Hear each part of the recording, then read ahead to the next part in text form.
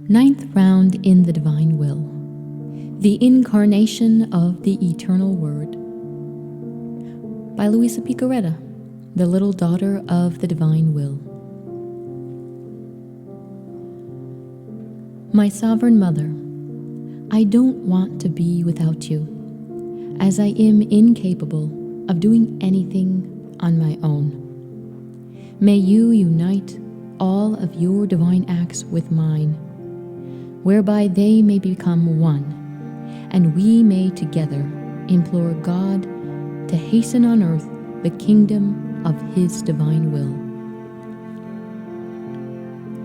Now in the same divine fiat that you possess, I contemplate the moment of the conception of the Word of God in your maternal womb. Within your maternal womb, I enliven all the acts I have accomplished within it, along with my continual I love you and my little sorrows, so that when you conceive the Son of God, I may administer to him my acts along with yours, and conceive him along with you.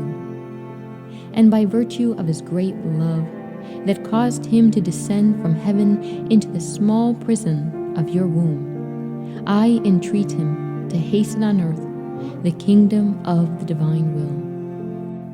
I enclose myself within your womb to be with my little Jesus, to keep him company in his loneliness, to behold every one of his sorrows, and to impress upon them my I love you, I bless you, and I thank you. I see that my little infant Jesus begins to suffer as many agonies and deaths as there are rejections of his divine will on the part of souls.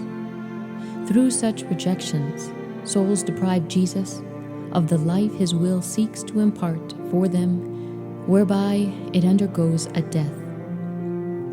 And you, my Jesus, immediately wish to take upon yourself all of these deaths, to offer satisfaction to the supreme will of the most holy Trinity.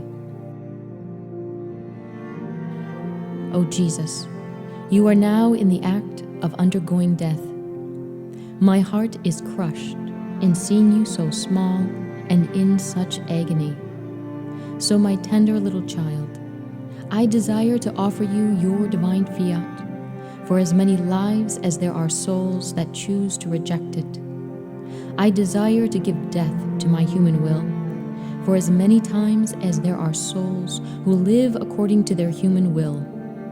I desire to make your divine will that you infuse in me one with you, as it flows within your small humanity, so that the agony and the pains of death you endure may be less excruciating.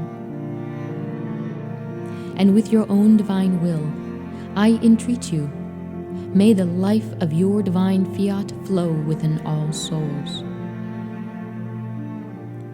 Oh, my sweet love, how many sorrows you endure in the womb of our Holy Queen Mother. There you remain motionless, for you haven't the slightest room to move so much as one finger or one of your little feet. You have neither the slightest space to open your beautiful eyes, not the least glimmer of light, but in this narrow prison of your mother's womb, there is only thick darkness.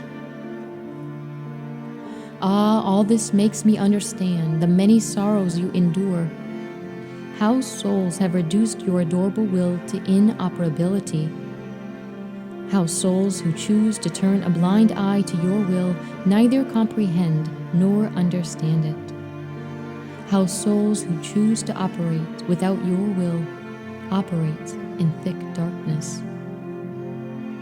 My beloved little Jesus, I bring the life of your will into this narrow prison that constitutes your first dwelling place on earth, in order to dispel the thick darkness in which you abide and to herald in the light of day. I impress my mystical kiss and my I love you upon your tender limbs confined to immobility, and ask you through the merits of your sorrows, to make your divine will operate in souls. With its light, dispel the night of the human will and form the perpetual day of your divine fiat. Beloved infant Jesus, if you do not allow yourself to be conquered by my supplications while you are yet a tiny child, and do not grant me the kingdom of your divine will on earth, then tell me, when will you do so? My beloved child Jesus, don't you know that my soul desires to conquer you with your own love and with the power and strength of your own fiat?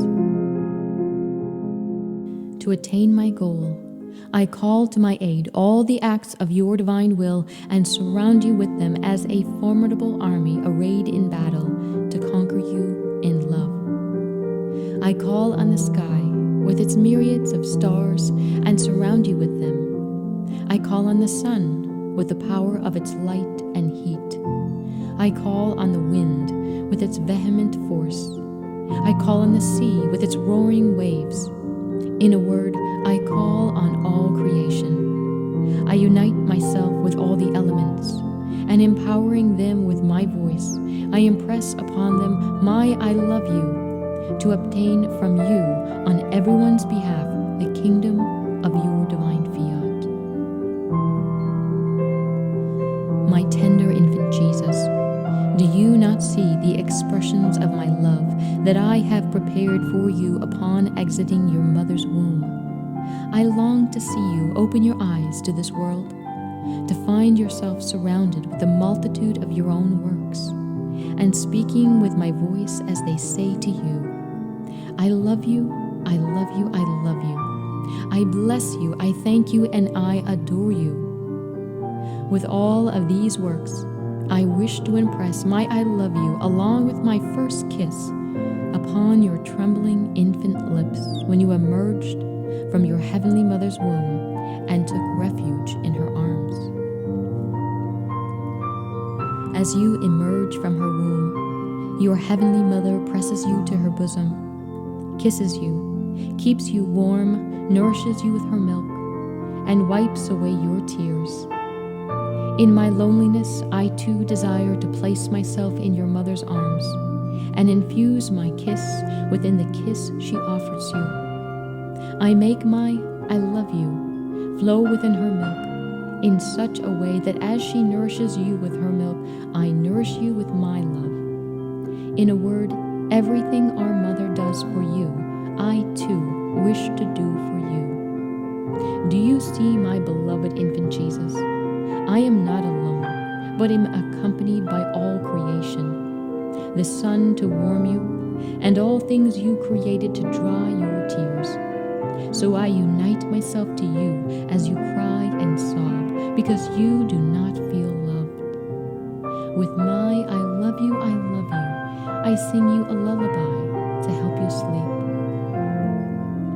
And in this way, persuade you, upon awakening, to hasten on earth the kingdom of your divine fiat. My tender mother, come to my assistance. Let us say together to the divine infant Jesus, make this little daughter of yours happy by granting her the sole desire and longing of her heart, namely, that your will be known and reign on earth.